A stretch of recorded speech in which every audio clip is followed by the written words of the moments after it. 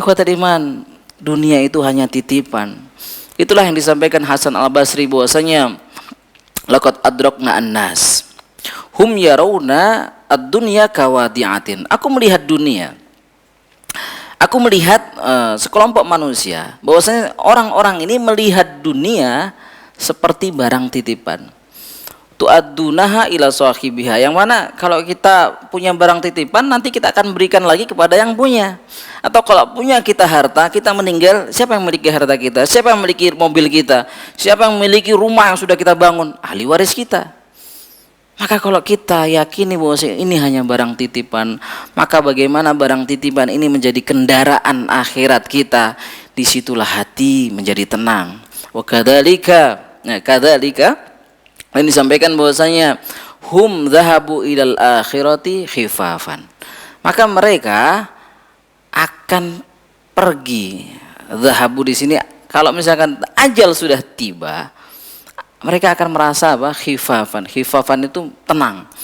Tenang karena apa? Sudah tidak ada lagi yang dia jadikan kegelisahan dunianya. Alhamdulillah dia sudah banyak infak di mana-mana. Dia sudah sedekah luar biasa. Bahkan dia sudah bikin panti asuhan mungkin, atau dia sudah punya yayasan yang mana yayasan itu betul-betul berjuang untuk agama. Maka hatinya tenang.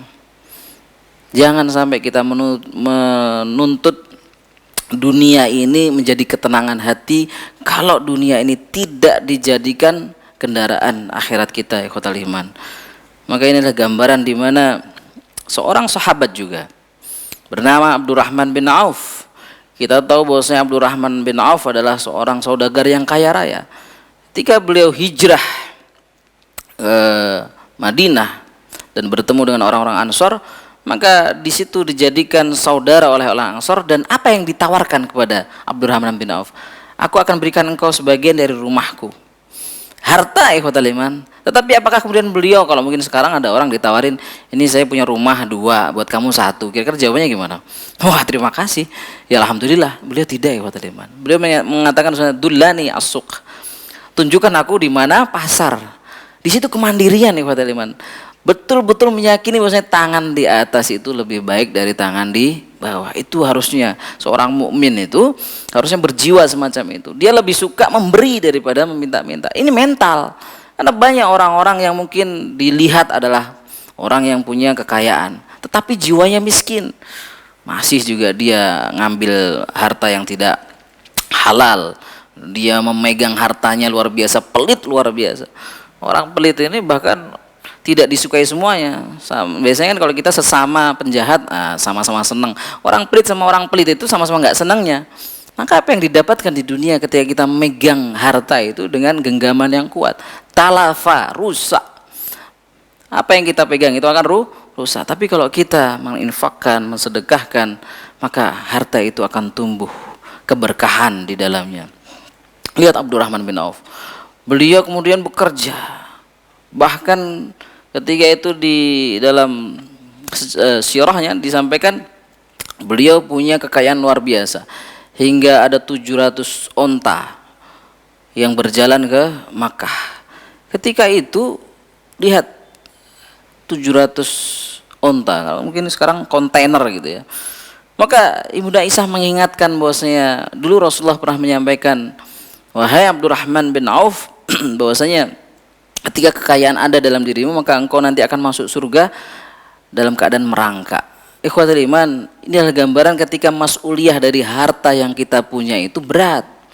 Ketika Allah anugerahkan kenikmatan harta, maka kita harus betul-betul pahami di mana hak-hak orang yang membutuhkan. Jangan sampai ketika kita misalkan melihat kajian ini, oh ini dibidangi oleh Al-Hujjah. Al-Hujjah bergerak di dakwah. Maka bagaimana supaya aku mampu mendonasikan hingga nanti jadi jariah kebaikan? Itu yang harus dipikirkan. Ketika kita melihat masjid, bagaimana aku bisa paling tidak menaruh 1-2 semen untuk bisa menjadi bangunan yang kokoh menyatu di masjid itu, dan itu akan menjadi jariah. Itu orang-orang yang Allah anugerahkan hatinya lapang dengan harta yang dia punya. Tetapi sebaliknya, ada orang-orang yang dibuat sempit dengan hartanya. Dia punya harta, dia merasa ketika mengeluarkan jumlah sekian, dia merasa kehilangan. Ketika dia menyumbangkan sesuatu, dia merasa hartanya berkurang. Nauzubillah min dzalik. Karena itu adalah bisikan iblis juga. Bisikan iblis salah satunya bagaimana membuat kita takut menjadi fakir. Nah, kita harus tahu strategi iblis. Kalau kita semakin pelit, berarti kita didominasi oleh sifat setan, dihembuskan oleh iblis supaya kita takut menjadi fakir. Maka beruntunglah orang-orang yang tidak pernah letih untuk menyumbangkan hartanya, untuk berbagi, dan dia tahu bahwasanya harta itu justru akan bertambah.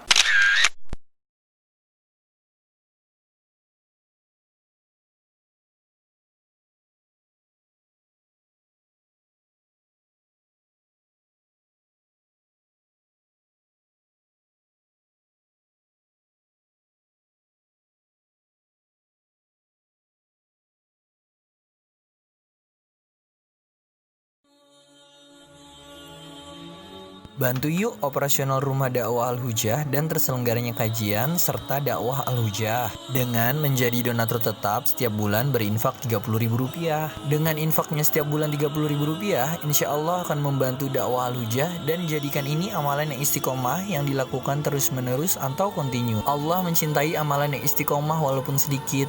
Terus istiqomah setiap bulan, jangan berhenti, karena Allah mencintai hambanya yang istiqomah. Dan insya Allah ini akan menjadi amal soleh jariah dengan menyebarnya ilmu yang bermanfaat. Yuk salurkan amalan istiqomahnya setiap tanggal 3 setiap bulannya melalui Bank Sentral Asia dengan nomor rekening 27660155554 atas nama Dedi Harveni, dan Mandiri Syariah dengan nomor rekening 71022862999 atas nama Dedi Harveni.